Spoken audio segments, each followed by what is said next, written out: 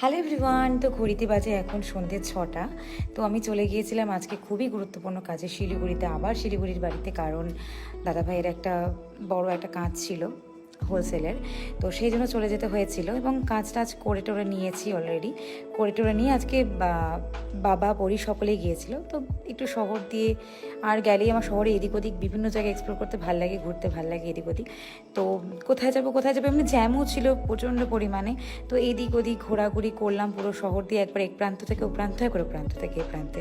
তো ঘুরে টুরে নিয়ে ফাইনালি গেলাম একটা জায়গায়, খুব যাওয়ার ইচ্ছে ছিল, শুনছিলাম ও রিসেন্টলি খুব অফার টফার চলছে।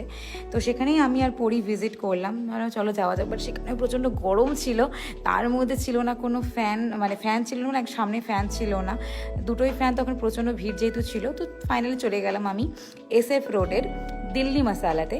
এবং দিল্লি মশালাতে একটা অফার চলছে 99-এর, ওকে কম্বো চলছে অফার।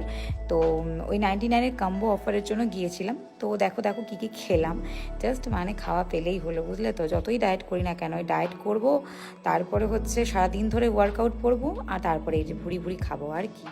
এই যে খেলাম পরি আর আমি একটুখানি সন্ধ্যাবেলাটাতে কাজের জন্যই গেলাম, এই খাওয়া দাওয়া করে ফিরতে ফিরতে মোটামুটি রাত্রি হয়ে গেছিলো। তো রাত্রিবেলা ফেরার সময় ঢুকে গেছিলাম একটা ধাবাতে, যেটা হচ্ছে একদম হাতি মোড়ের সামনে। তো সেটার ভিডিও না হয় পরেই পোস্ট করবো। Bye bye, thank you so much.